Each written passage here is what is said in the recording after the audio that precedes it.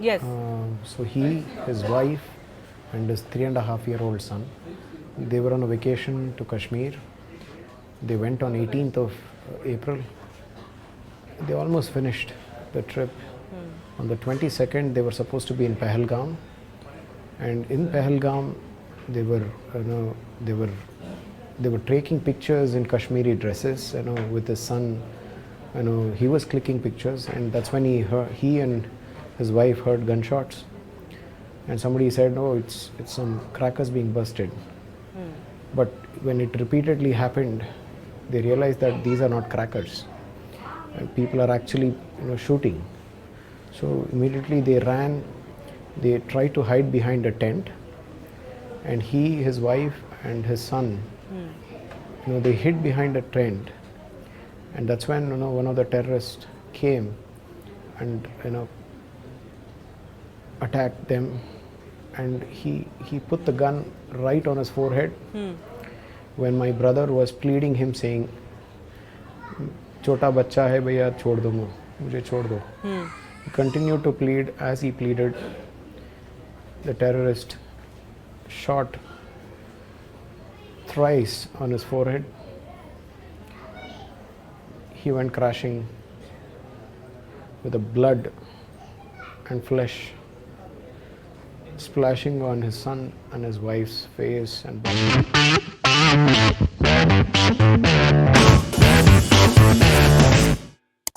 हाँ जी।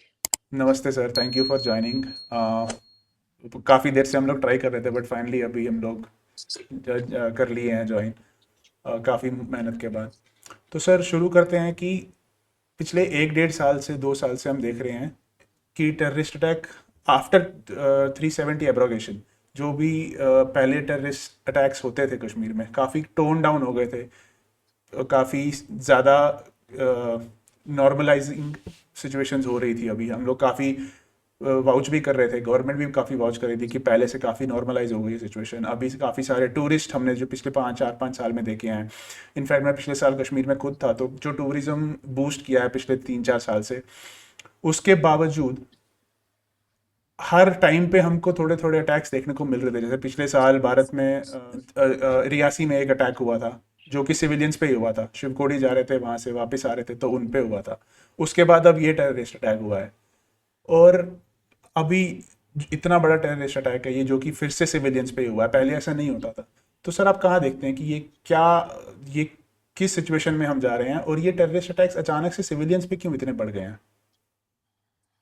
धन्यवाद अक्षय जी, यहाँ बुलाने के लिए मुझे आपके शो के ऊपर। और आप खुद कश्मीर से हैं, आपको वहाँ की परिस्थिति पता है, तो आपको ये भी पता होगा कि जिस प्रकार के अटैक, विशेष अटैक्स 2019 के पहले आर्टिकल 370 नलिफिकेशन होने के पहले जिस तरह के अटैक हो रहे थे, वैसे अटैक वो नहीं होते। बल्कि 2019 के अंदर बहुत अधिक शांति हुई है, लोगों का पार्टिसिपेशन बढ़ा है। और फॉर एग्जांपल, पहलगाम के अटैक के बाद पहली बार कश्मीर के इतिहास में आज़ादी के बाद देश के लिए हड़ताल हुई है, भारत के लिए हड़ताल हुई है, टेररिस्टों के सपोर्ट में नहीं हुई है। ये थोड़ा बदल है। अभी कई लोग कह सकते हैं नकली है, ये असली नहीं है, इस बातों में ना पड़े। लेकिन आप ये सोचें कि ये करने के लिए भी लेकिन किसी को तो गुर्दा लगा होगा। कुछ लोग तो होंगे ऐसे जिन्होंने कहा कि हम खड़े रहेंगे, और लोग उनके साथ खड़े रहे। तो सबसे बड़ा एक बदल तो ये है। दूसरा, नागरिकों को कब अटैक नहीं होते थे? 2019 के बाद में जब ये सेंट्रल गवर्नमेंट के एम्प्लॉय गए और उनके ऊपर अटैक हुए, कई मारे, कभी ना कभी कोई ना कोई मारा गया, कभी कोई वहां पर नौकरी दुकान करने वाला मारा गया, तो ऐसा नहीं है। लेकिन हमें ये देखना है कि फ्रीक्वेंसी जो थी और एक लोकल सपोर्ट था, पहले से बहुत कम है। और आप देखेंगे कि अभी भी जो अटैक हुआ है, उसके पहले भी और उसके अंदर पाकिस्तानियों के साथ मिलके कुछ लोग कर रहे थे। अभी जहाँ एक तरफ 99% वैली के मुस्लिम ये सारे उनके साथ थे, या चला आप अगर मान लेते हैं पहाड़ी वगैरह नहीं थे, तो 80% अगर उनके साथ थे, तो आज उतने नहीं है। और उनका मूड बदल रहा है, ये एक विचार बदल रहा है, और ये नॉर्मल ना हो और लोग ना यहाँ पर आए, इसके लिए टेररिस्ट तो कोशिश करेंगे। तो उनका ये उसी गेम प्लान के अंदर हो रहा है, और इंटरनेशनल न्यूज़ बना रहे। पाकिस्तान की इच्छा है, तो वो भी एक कारण है। लेकिन वो आप ये जो गड़बड़ हुई है, इसका मुख्य कारण जो मुझे लगता है कि सुप्रीम कोर्ट ने अपने आप को बहुत एक जिम्मेवार कोर्ट समझते हुए, जिसको पॉलिटिक्स की कोई समझ नहीं है और इतनी कॉम्प्लेक्स सिचुएशन वहाँ की पता नहीं है, जिन्होंने कभी वहाँ बिना सिक्योरिटी के घूम के नहीं देखा, वो लोगों ने जब कहा कि सीधा इलेक्शन करवाना ही चाहिए 6 महीने में, I think that was a major problem because जिस पुरानी सड़ी गली राजनीति के कारण कश्मीर के अंदर ये सब बदलाव लाने के लिए काम करना पड़ा बहुत मेहनत से मोदी जी और अमित शाह को, जिसके कारण ये बदलाव दिख रहा था, उसको एक अचानक एक बैरियर आ गया क्योंकि जैसे ही आपने इलेक्शन डिक्लेयर किए जो बिल्कुल इर्रेलेवेंट हो चुके थे पॉलिटिशियन और शायद 5 साल में उनको कोई पूछता भी नहीं, उनको दोबारा एक सांस मिल गई, उनको दोबारा एक मौका मिल गया और वो पुनर्जीवित हो गए। They have revived themselves because alternate political party और अल्टरनेटिव पॉलिटिकल लीडर्स खड़े होने में समय लगता है। ये लोग के खानदानों का एक छत्र राज पिछले 80 सालों से चल रहा था। वो उनका राज्य खत्म करने के लिए उस समय चाहिए था अनफॉर्चुनेटली। हमारे कोर्ट्स को ये शायद पॉलिटिक्स समझ में नहीं आई क्योंकि उसके लिए ज़मीन के ऊपर घूमने से, लोगों से मिलने पर होता है। केवल कॉन्स्टिट्यूशन के पन्ने पढ़ने से नहीं होता है ये इस तरह के निर्णय।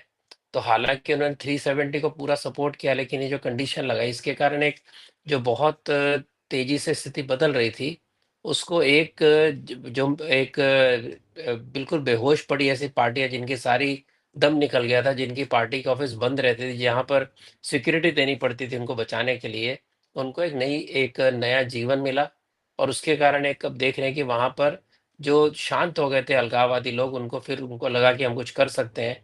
वरना इतने 2019 के बाद तक लगातार स्थिति बहुत तेज़ी से बदल रही है। मैं जो बहुत सारे मुस्लिम साथियों को जानता हूँ, जो मिले भी हैं, उनको मैं भी मिला हूँ, जो बहुत ही खुश हैं। ऐसे लोग हैं जो बदलाव चाहते हैं और बदलाव उन्होंने करने के लिए पूरी कोशिश की, जिसका नतीजा अब इस बार की हड़ताल में आपने देखा।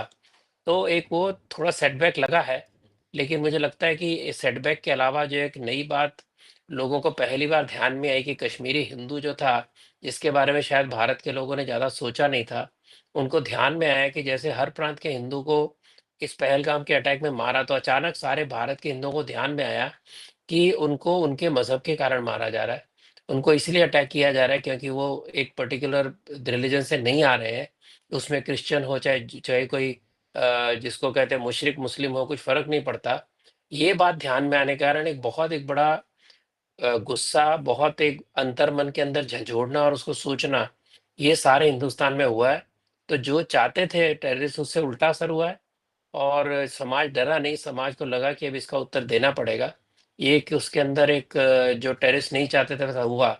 ठीक है, हिंदू-मुस्लिम के अंदर कुछ समय के लिए दरार पड़ेगी, कुछ समय के लिए शायद टूरिस्ट सामान आ जाए और कई को लगे कि सब एक जैसे होते हैं, लेकिन फिर भी जैसे-जैसे ये सेटल डाउन होगा, ध्यान में आएगा कि इस तरह की सोच रखने वाले लोग आइसोलेट होंगे और परिस्थिति सुधरेगी ऐसा लगता है बशर्ते वहाँ की सरकार, वहाँ के एडमिन, वहाँ के लेफ्टिनेंट गवर्नर, वहाँ के जो साथ में चलने वाले लोग हैं उनको उत्साहित करें, उनको साथ में उनको हिम्मत बढ़ाएँ और उनको साथ में लेके चले, तब ये संभव हो पाएगा, ऐसा मैं मानता हूँ। जी। तो सर एक चीज़ और है जो कि काफ़ी अजीब सी हुई है। जब ये टेररिस्ट अटैक हुआ था तो टीआरएफ ने इसकी जिम्मेदारी ली थी पहले, लेकिन कुछ हुँ। देर बाद ही उन्होंने अपना स्टेटमेंट वापस खींच लिया और वापस एक स्टेटमेंट जारी किया कि हमारा इससे कोई लेना देना नहीं है। तो कैसे देखते हैं सर आप इसको, क्योंकि ये बहुत अनयूजुअल, लास्ट टाइम भी जब देखिए, ये लाफ़ेबल है और मुझे लगता है उनके आकाओं ने पाकिस्तान के बड़े आकाओं ने कहा होगा बेवकूफ़ो ये क्या बकवास कर रहे हो? इसके कारण उनको स्टेटमेंट वापस देनी पड़ी। तो कौन-सा टेररिस्ट है जो खुद को ऑडिट करता है? यानी टेरर के अटैक भी ऑडिट होते हैं और टेररिस्ट के ट्विटर भी ऑडिट होते हैं, तो पहली बार सुना ना। तो निश्चित ही उनको पीछे से थप्पड़ पड़ा होगा कि ज़्यादा हीरो मत बनो और जो सरकार करती है भारत सरकार को कंफ्यूज रखो और हमको बीच में मत घसीटो। ये सबक मिला होगा वरना कौन-सा जो खुद को ज़बरदस्ती क्लेम करते हैं, आज तक आपने हिस्ट्री में देखा उन्होंने कहीं नहीं मैंने ऑडिट किया। यानी इससे बड़ा जोक क्या हो सकता है? सरकार चला रहे हैं क्या वो लोग? क्या उनके पास कोई ऑफ़िशियल फ़ौज है? उनके पास क्या है? सो ये तो केवल सिद्ध करता है कि ये सारा ड्रामा जो है कोई ना कोई और कंट्रोल कर रहा है। कठपुतलियाँ हैं ये लोग, इसके कारण जो स्टेटमेंट कहेगा वो देंगे ये लोग। अब जी। पहले जैसे स्ट्रॉन्ग रहे नहीं कि घाटी के अंदर के जो इंडिजिनस जो सपोर्टर है वो पहले जितने स्ट्रॉन्ग रहे नहीं। पहले तो आप कह सकते थे हर घर में जाने से पहले फौजियों का बहुत ज़्यादा ध्यान रखना पड़ता था।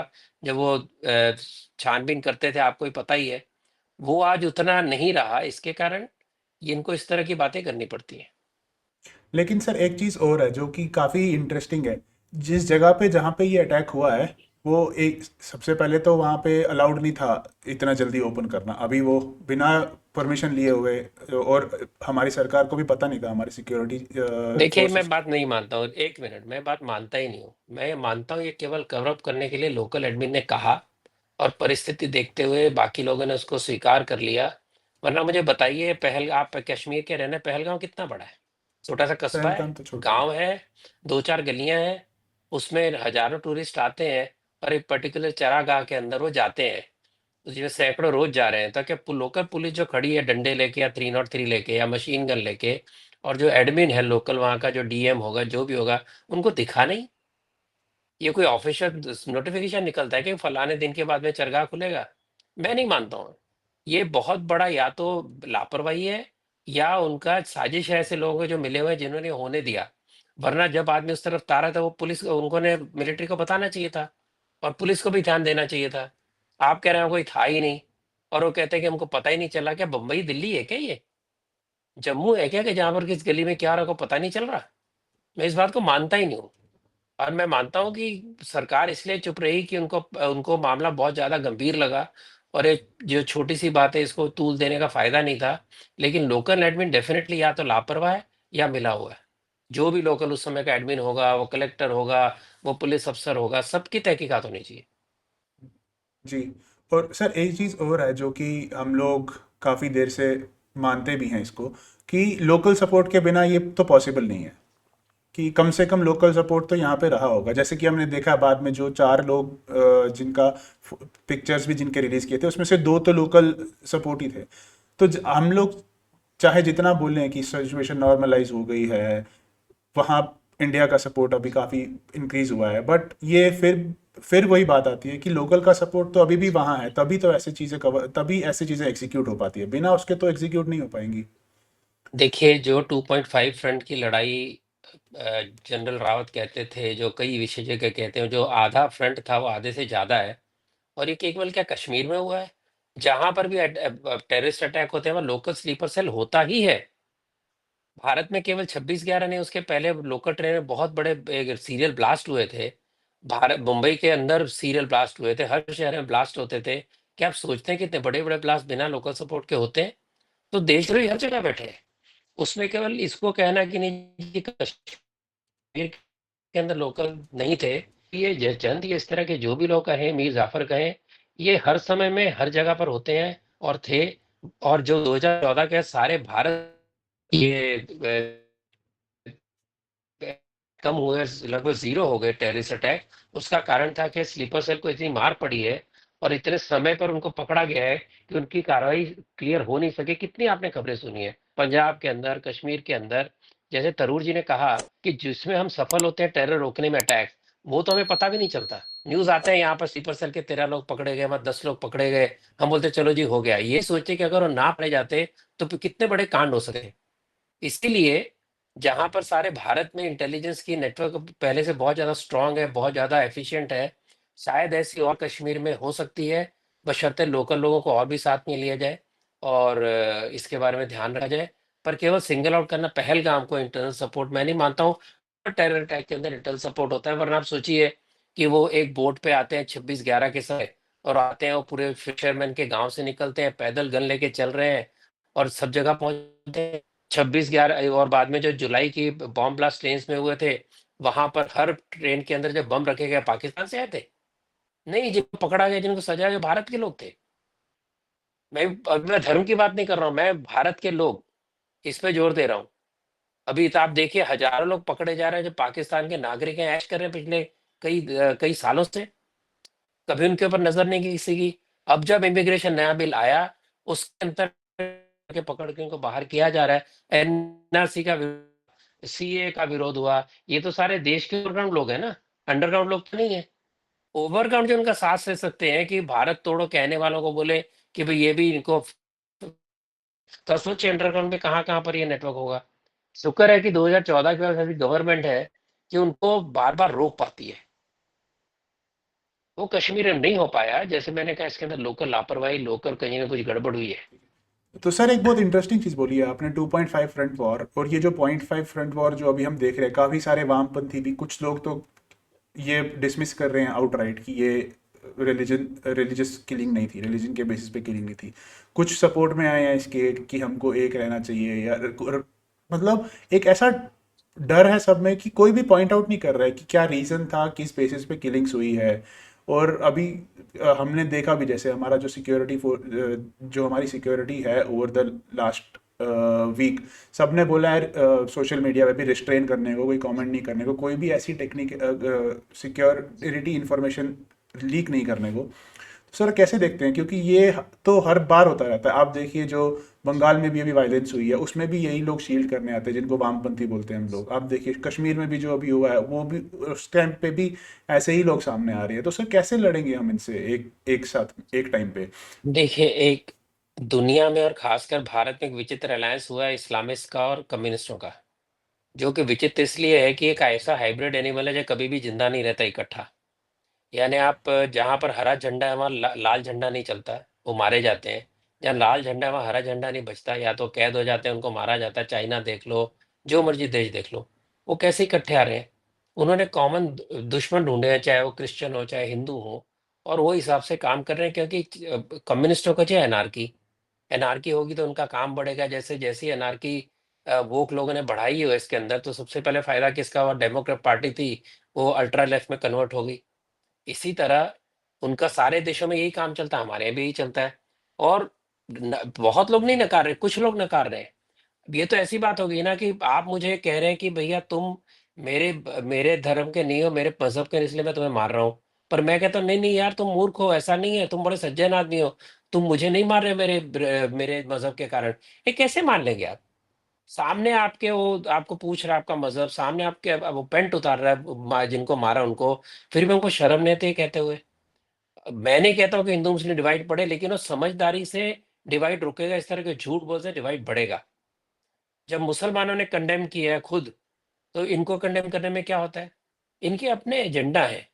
इनके एजेंडा है कि हिंदू भड़के, हिंदू को हम साबित करें कि हिंदू भी हिंसक है, ये साबित करें हिंदू भी घृणा करता है, हिंदू भी ऐसी बात करता है, ताकि हम कह सकें नहीं नहीं इस्लामी अकेले से नहीं है। ऑलरेडी डिबेट शुरू हो गया है। वो कहते हैं जी। नहीं नहीं, और भी तो मजहब की लड़ाइयाँ हुई थी, केवल मुसलमान थोड़ी करते हैं। सारे मुसलमान टेररिस्ट नहीं है, पर जितने टेररिस्ट से मुसलमान निकलते हैं 99%, चलो 100% ना सही। जब ये समाज स्वीकार करेगा, जैसे इस प्रकार ये समाज खड़ा रहा कि हम इसको अपना नहीं मानते, हम टेररिस्टों को अपना नहीं मानते, कश्मीर में जुलूस निकले, भारत में निकले, और भी निकल सकते थे, पुलिस ना रोकती। मैं भी ऐसे एक कार्यकर्ता को जानता हूँ जो मुस्लिम है, जिसने कहा कि हम निकालना चाहते हैं जुलूस ये इनके अगेंस्ट, पाकिस्तानियों के अगेंस्ट। पुलिस ने हमको रोक दिया कि दंगे फसाद हो जाएंगे। क्यों होंगे भैया दंगे फसाद? पुलिस का काम है दंगे फसाद से रोकना, पुलिस का काम है प्रोटेक्ट करना।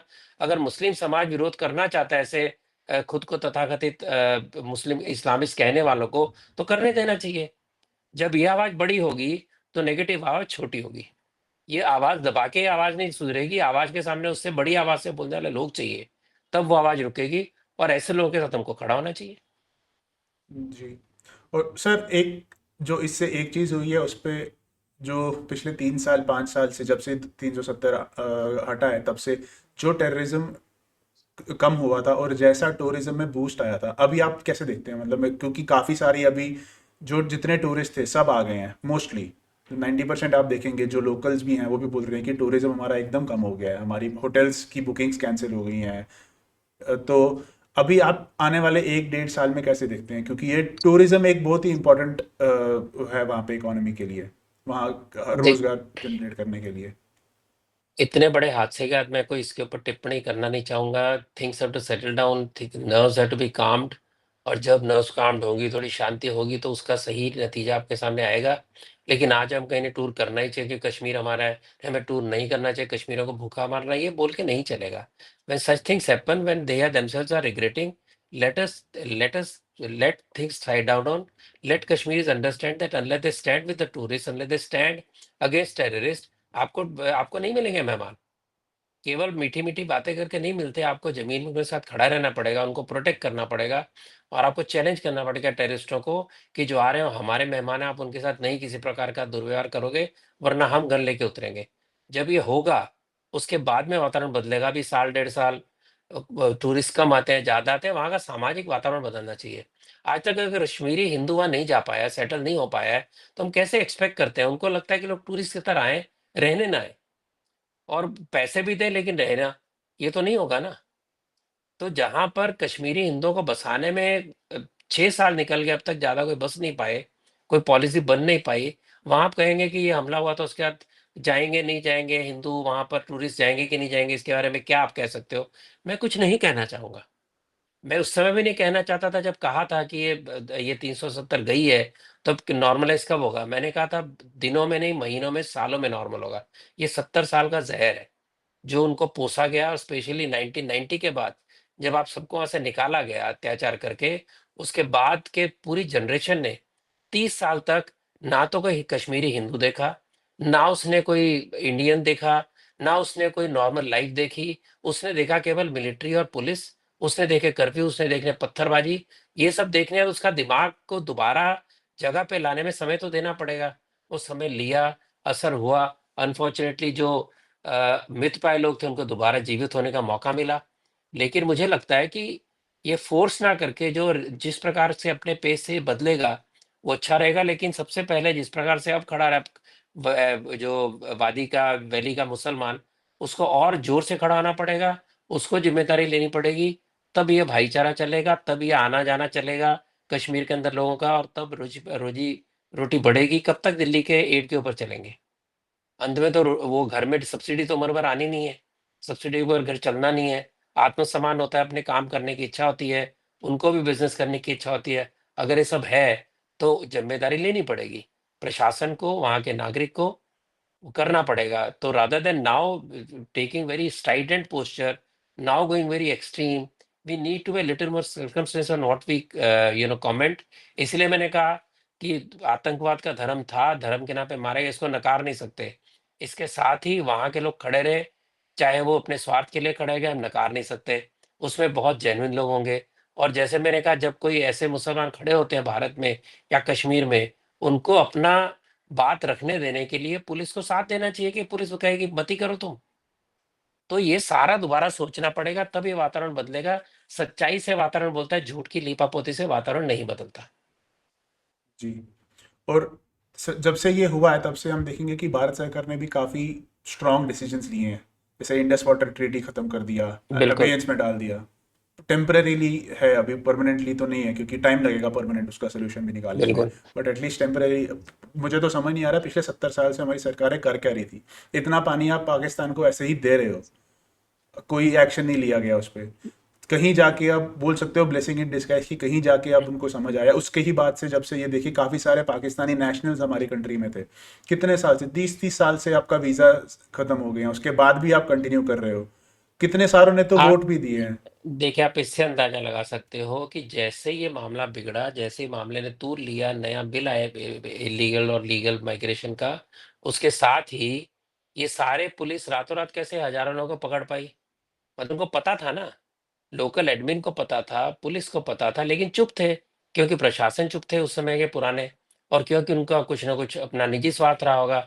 जब कसी गई नकेल तो सब कैसे फटाफट बाहर आ गए। ये जब लोग कह रहे थे कि इलीगल इमिग्रेंट हैं, तो उस समय तो बड़े-बड़े हमारे सेक्युलर भक्त कह रहे थे नहीं, गलत है ये, सेक्युलरिज्म के हिसाब से कोई नहीं है तो इनको निकालते क्यों नहीं? अब निकाल रहे हैं तो रोने रोने ला के डाल के बैठे हैं और कह रहे हैं कि इनको क्यों जाने दे रहे हो? पाकिस्तान से हिंदू मर खप के आया, लड़कियां उनकी लुट-पुट के आई वहां पर, कई वहीं रह गई, माइनर होते हुए शादियां हो गई उनकी, उनके लिए तो कभी का दिल नहीं रोया। कश्मीरी हिंदू 1990 से गए, हमेशा वो नकारते रहे, वो कहते जेनोसाइड नहीं हुआ, वो कहते अत्याचार नहीं हुए, अपनी मर्जी से गए। ऐसे लोगों को समझना पड़ेगा कि रोना धोना करते हैं तो सोच के करें। या तो अगर आप ह्यूमैनिटेरियन तो सबके लिए रोएंगे, अगर केवल सेक्युलर इस्लामिस्ट हैं सेक्युलरिज्म के नाम पे, तो आप बड़ा सिलेक्टिव रोएंगे। यही यहाँ हो रहा है। तो ये जो हो रहा है इसका कारण है कि सरकार अब स्ट्रिक्ट हो गई है और समाज भी स्ट्रिक्ट हो गया, इसके कारण ही एक्शन हो रहा है। और ये चलता रहेगा तो अच्छा है, क्योंकि इस प्रकार का बिन बुलाए मेहमान जो हमारा खून पी रहे हैं वो हमें नहीं चाहिए। अगर हमारे लोगों को तुम ध्यान से नहीं रख सकते, उनको नहीं सुरक्षित रख सकते, हमने कोई ठेका नहीं लिया सुरक्षित रखने का। और ये कानून का गलत फायदा उठाने वाले लोगों को हम पनाह देंगे, उनको हम कहेंगे नहीं नहीं बेचारे हैं।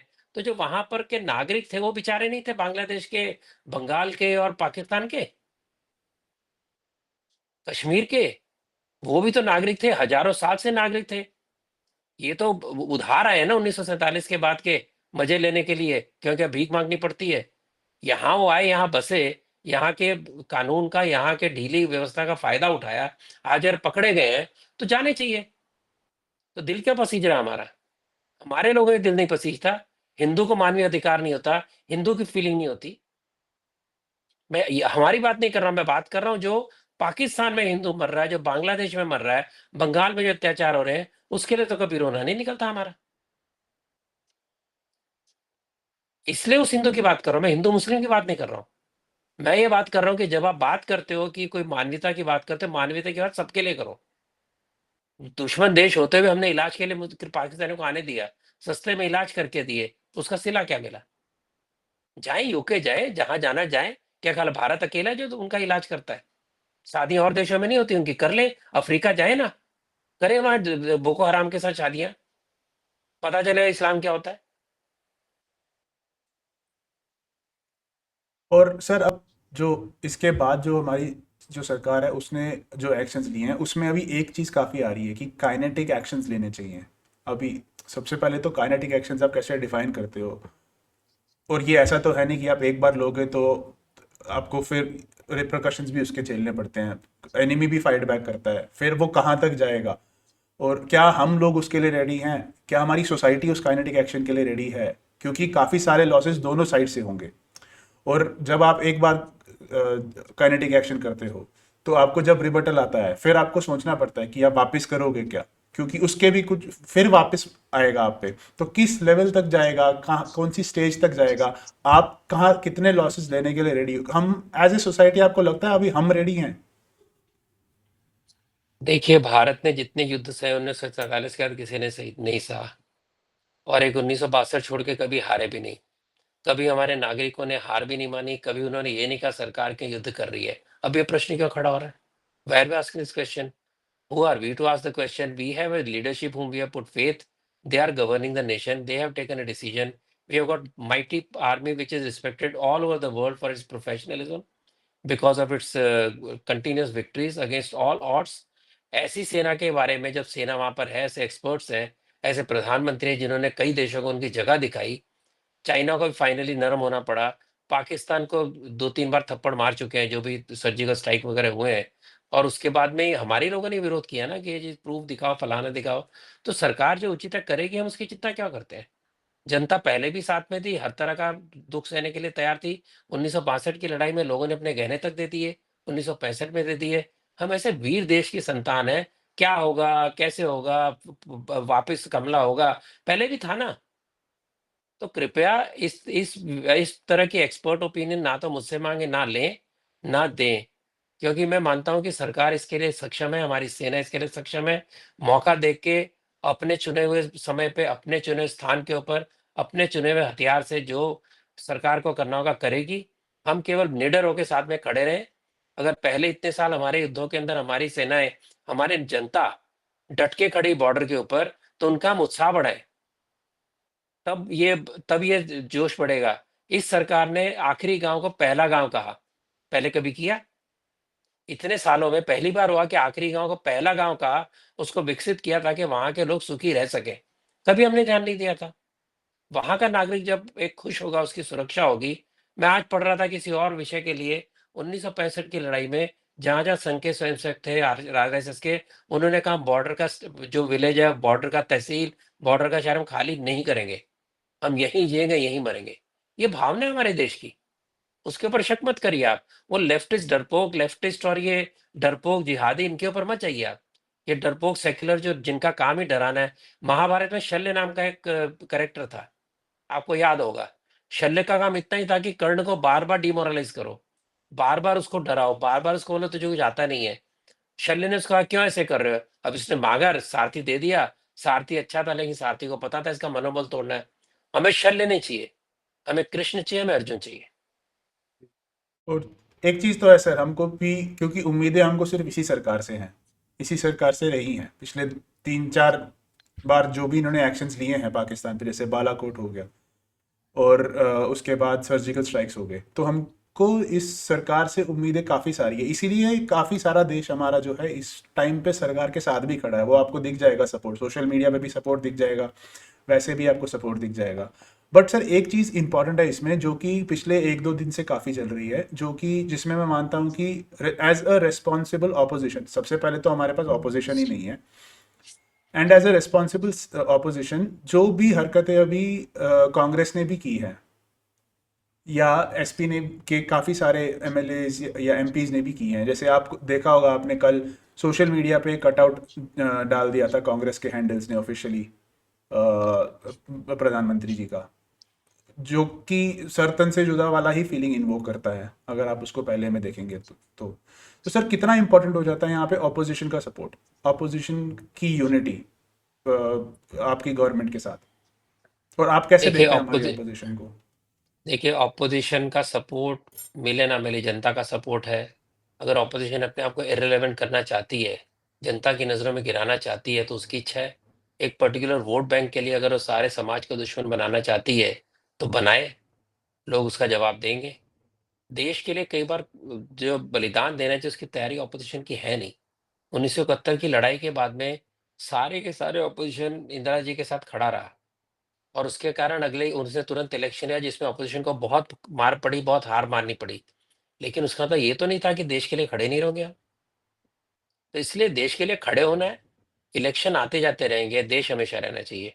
ये फीलिंग जिसकी नहीं है उसको लोग ठुकरा देंगे, उसको लोग बिल्कुल हिस्ट्री का एक पन्ना बना देंगे, जिसको हम 2 पैराग्राफ में पढ़ लिया करेंगे। ये जब तक समझ नहीं आती ऑपोजिशन को, तब तक उनका सारा जो ये मेहनत कर रहे हैं वो सारी व्यर्थ है। हम जो बहुत ज़्यादा उस पे रोज़ बहस करते हैं, हिंदू-मुसलमान करते रहते हैं, हम हर बार गाली-गलौज में पड़े रहते हैं, टीवी डिबेट में उससे कुछ होने वाला नहीं है। वो इर्रेलेवेंट हो रहे हैं, अपने आप को कर रहे हैं, तो करने दीजिए। लोगों की भी अंतरात्मा है, लोगों को भी अच्छा बुरा समझ आता है, लोगों का भी दिल दुख रहा है जो कुछ हो रहा है। उसमें अगर ये अपने आप को अलग तूती बजा रहे हैं तो बजाने दीजिए। जहाँ ये लोग शामिल होते हैं बारात में, अगर ये शामिल होने शमशान की एक यात्रा में, तो इनकी इच्छा है। और सर अभी कैसे देखते हैं आप जो अभी की सिचुएशन है, क्योंकि इंडिया अभी जो प्रधानमंत्री जी ने भी अभी एक कैबिनेट बैठक बुलाई थी, उसके बाद अभी उन काफ़ी सारी मीटिंग्स हो रही हैं एनएसए के साथ, अजीत डोभाल जी के साथ भी हो रही थी, आर्मी चीफ के साथ भी हुई है। तो एक तो वो दिखाता है कि हमारी कैसी प्रिपरेशन है और हम कितना सीरियसली ले रहे हैं इस चीज़ को। मेरे हिसाब से हमको तो देखना चाहिए, सॉल्व कर देनी चाहिए ये पाकिस्तान की situation once and for all. ये बेस्ट टाइम है, आया वर्स्ट हुआ वर्स्ट चीज़ों से शुरू हुआ, but this is the best time कि हम लोग कोई एक्शन ले सकते हैं और परमानेंटली इसको सॉल्व कर सकते हैं अभी सर। लेकिन इसमें जो एक सबसे इम्पॉर्टेंट चीज़ है जो कि हमको नहीं ओवरलुक करनी चाहिए, वो ये है कि पाकिस्तान को भी सपोर्ट मिल सकता है काफ़ी सारी कंट्रीज़ का, चाइना हो गया, टर्की हो गया। तो हम कैसे, हमको प्रियम्प्ट तो करना पड़ेगा सर वो, क्योंकि उसके बिना देखिए तो। आप फिर इफ एंड बट में जा रहे हैं। आप और हम मिलिट्री स्ट्रेटेजिस्ट नहीं है ना। सरकार ने आज एनएसए के भी जो एडवाइजरी कमेटी उसको भी बदला है और लोगों को शामिल किया है, लगातार मीटिंग्स हो रही हैं। तो they have much bigger vision than we have. और मुझे ये बताइए कि चाइना ने कितनी बार पाकिस्तान से खड़ी हुई है, पाकिस्तान से कितनी लड़ाइयाँ हुई हैं? 1947 48, 1965 1971, कारगिल 1998 99, प्लस छोटे मोटे टेरर अटैक और सर्जिकल स्ट्राइक। कितनी बार चाइना खड़ा हुआ है पाकिस्तान के साथ? चाइना का केवल इंटरेस्ट है कि वो क्लाइंट स्टेट है पाकिस्तान का, उसको वहां से पोर्ट तक जाने के लिए, वार्म वाटर पोर्ट तक जाने के लिए उसको पाकिस्तान का रास्ता चाहिए। वहां बलूचिस्तान उनके हिस्से में खड़ा हुआ है। तो चाइना उतने ही कदम उठा सकता है जितना उसका वो रास्ता बचा रहे। बाकी चाइना को कोई इंटरेस्ट नहीं है। वो चूस के फेंकने वाले जिस तरह के लोग होते हैं, इस प्रकार से पाकिस्तान से व्यवहार करेगा। और चाइना ने अपना क्यों नरम किया रुख भारत की तरफ? उसने देख लिया कि भारत रुकने वाला नहीं है, भारत झुकने वाला नहीं है। और इतना दबदबे होने के बाद भी इतने साल में फाइनल चाइना को कहना पड़ा कि नहीं भी हमको भारत के साथ काम करना है।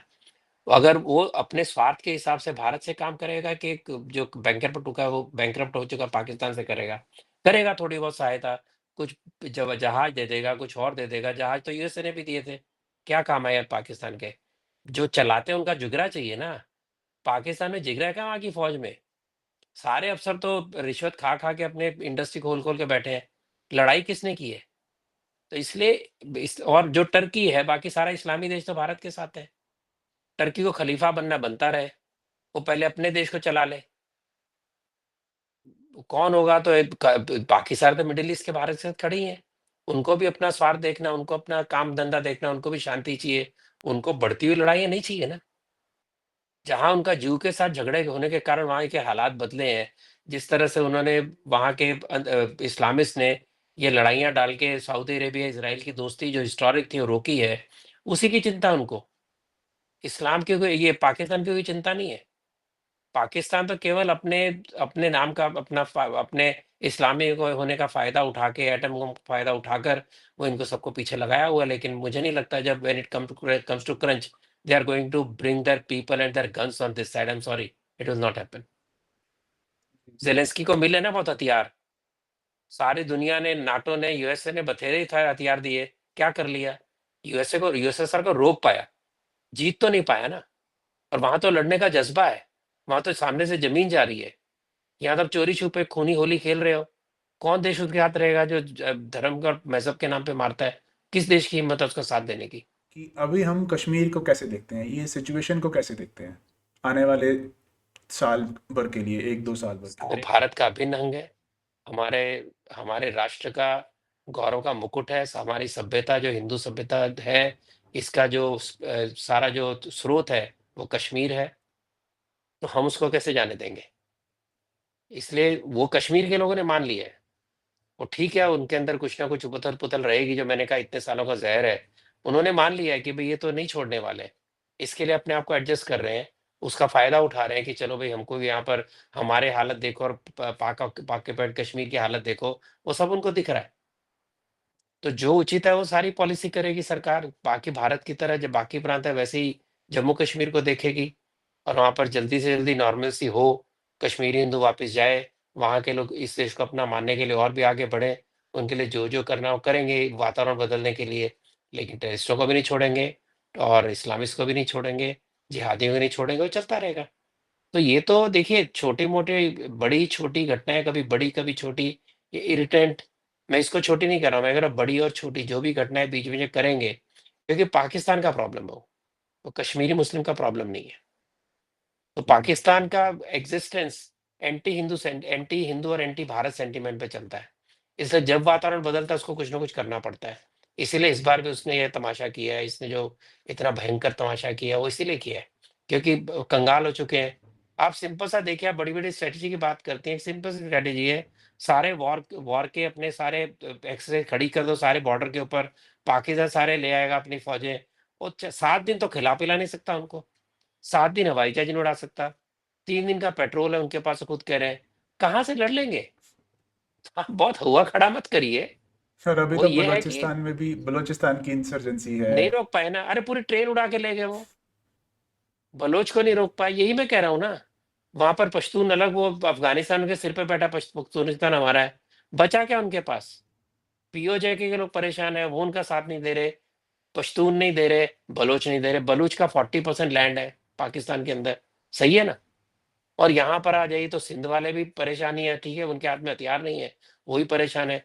तो पंजाब के जो एलीट जमींदार और एलीट ये सारा रूलिंग क्लास है, जिनको जिनकी मातृ उन्होंने अपनी राष्ट्रभाषा उर्दू बनाई है, जिनको बोलनी नहीं आती, वो कहाँ से देश बचा लेंगे?